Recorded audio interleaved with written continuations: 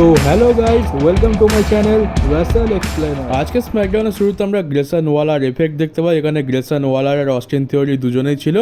আর তারপর এদের special guest ছিল এখানে কোডি রোডস আসে। আর এখানে অস্টিন থিওরি আর গ্রেসন ওয়ালার দুজনেই কোডি রোডসকে এটা বলে যে কেভিন ওভেন্স কিন্তু যখন খুশি হিল টার্ন করতে পারে। আর কোডি রোডস শুধুমাত্র র্যান্ডি অর্টন আর কেভিন ওভেন্সকে ইউজ করছে। কোডি রোডসের নিজের কাছে তো চ্যাম্পিয়নশিপ রয়েছে, কিন্তু র্যান্ডি অর্টন আর কেভিন ওভেন্সের কাছে কিচ্ছু নেই। শুধুমাত্র ব্লাড লাইনের থেকে বাঁচার জন্য র্যান্ডি অর্টন আর কেভিন ওভেন্সকে কোডি ভাই ইউজ করেছে। তো এবারে এইটা হচ্ছিল। এবারে কোডি রোডস কী করে যে কথাটা তাদের দিকেই ঘুরিয়ে দেয়। এবারে কোডি রোডসও বলে যে গ্রেসন ওয়ালার অস্টিন থিওরিকে এতদিন শুধুমাত্র ইউজ করেছে, আর কিছুদিন পরেই হয়তো অস্টিন থিওরি গ্রেসন ওয়ালারের ওপরেই টার্ন করে যাবে। এবার এইটা বলার সাথে সাথেই তাদের ভেতরে একটু টনক নড়ে যায়। অস্টিন থিওরিরও মুখ চোখ দেখার মতো ছিল। তো এ ওকে ব্লেম করছে, ও ওকে ব্লেম করছে, কে কাকে ইউজ করেছে এটা নিয়েই এখন হচ্ছিল। এবারে কী হয় যে গ্রেসন ওয়ালার একটা কেভিন ওভেন্সের ভিডিও প্যাকেজেসই চালিয়ে দেয়। আর সেই ভিডিও প্যাকেজে আমরা কেভিন ওভেন্সের ক্যারিয়ারে যত কটা হিল টার্ন দেখতে পেয়েছি সব কটা হিল টার্ন দেখতে পাই। সে জন সিনার ওপর টার্ন করেছে, এছাড়া স্যামি জেনের ওপর তো অসংখ্যবার টার্ন করেছে, সেগুলো দেখালো। তারপরে ক্রিস জেরিকোর ওপর টার্ন করেছে, কোফি কিংস্টনের ওপর টার্ন করেছে, এগুলো দেখালো। মানে কেভিন ওভেন্সের যতবার হিল টার্ন হয়েছে সব কটা দেখানো হয়েছে। তো এই ভিডিওটা দেখার পর কোডি রোডস একটু চিন্তিত দেখা যায় যে না, কেভিন ওভেন্সের তো হিল টার্ন করার কি বলা যায় ঝোঁক রয়েছে, তো বলা যায় না কখন কোডির ওপরেই অ্যাটাক করে দেয়।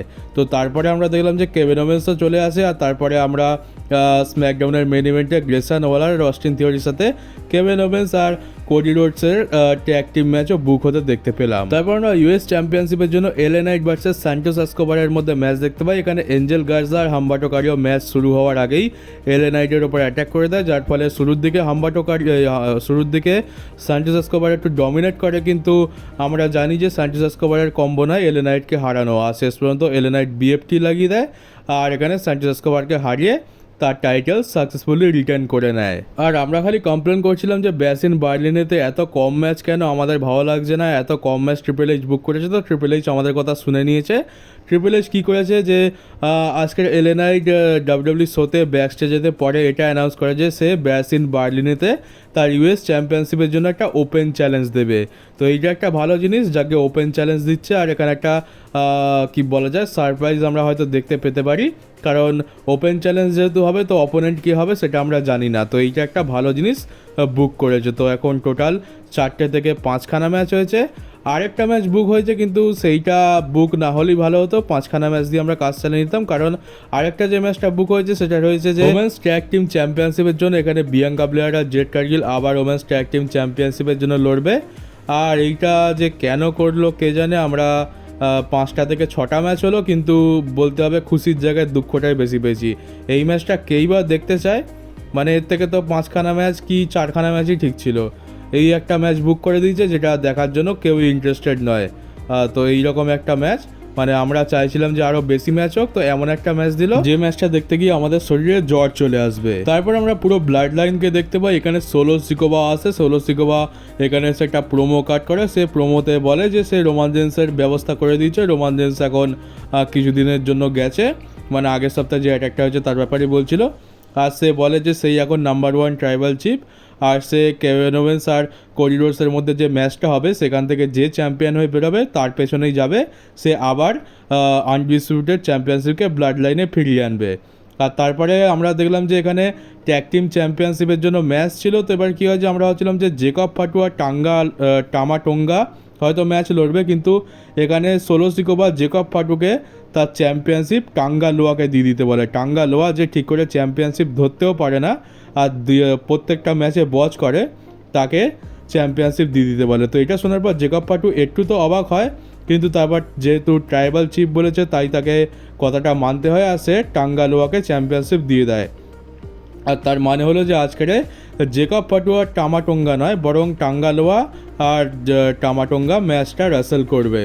তো এইটা দেখে তো ফ্যান্সরা চ্যান্ট করছিল ইউ ক্যান রাসেল, মানে সবাই বলছিল যে টাঙ্গালোয়া রাসেল করতে পারে না।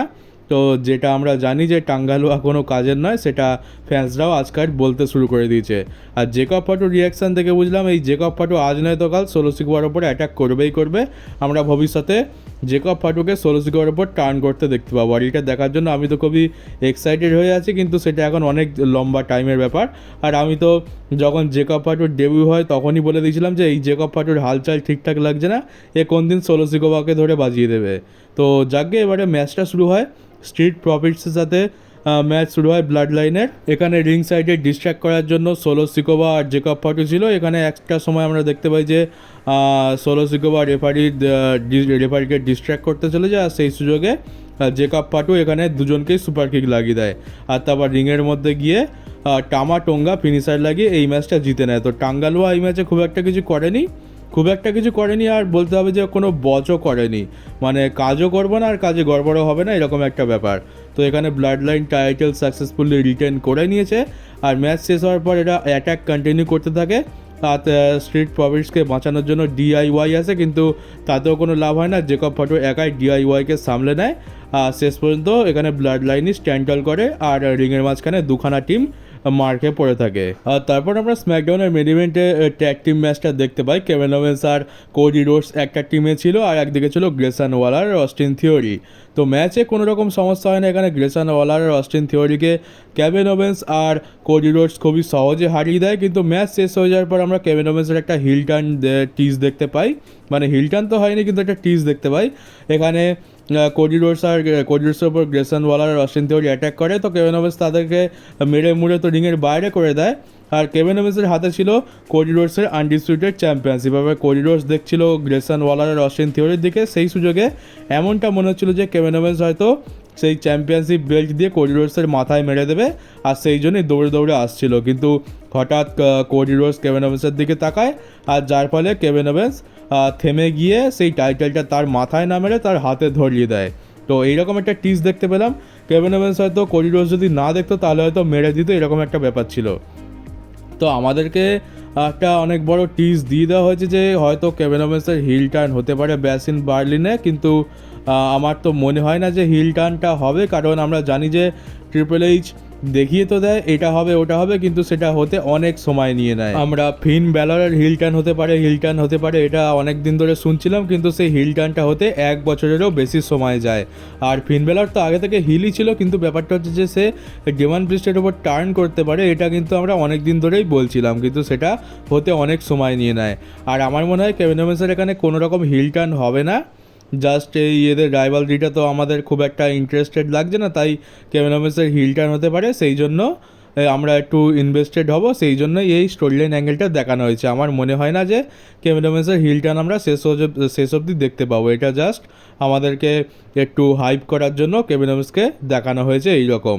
তো এই হচ্ছে ব্যাপার। আর ব্যাসিন বার্লিনেতে মোটামুটি ম্যাচ ঠিকঠাকই রয়েছে। এলএ নাইটের সারপ্রাইজ অপোনেন্ট কী হবে সেটা নিয়ে একটু আমাদের মাতামাতি রয়েছে। আর উমেন্স ট্যাগ টিম চ্যাম্পিয়নশিপের ব্যাপারে কী আর বলবো, কিছু বলার নেই। আর আজকে স্ম্যাকডাউনটাও একদম বিচ্ছিরি হয়েছে, মানে আজকের ভোরবেলায় ঘুম থেকে উঠে স্ম্যাকডাউনটা দেখা পুরো বৃথা গেছে, মানে দিয়ালে মাথা ঠুকতে ইচ্ছা করছিলো, এত বিচ্ছিরি স্ম্যাকডাউন। আর কষ্ট করে সকালবেলায় উঠে দেখতে হচ্ছে, কী আর বলবো। তো চলো গাইজ, এই ছিল আজকে স্ম্যাকডাউনের রিভিউ ভিডিও। কেমন লাগলো কমেন্ট বক্সে অবশ্যই জানিও। নতুন হয়ে থাকলে চ্যানেলটাকে সাবস্ক্রাইব করে নোটিফিকেশন বেলটাকে অবশ্যই অন করে দিও, আর পারলে ভিডিওটাকে একটু শেয়ারও করে দিও। তো চলো গাইজ, দেখা হচ্ছে তোমাদের সাথে আমার পরের WWE নিউজ ভিডিওতে।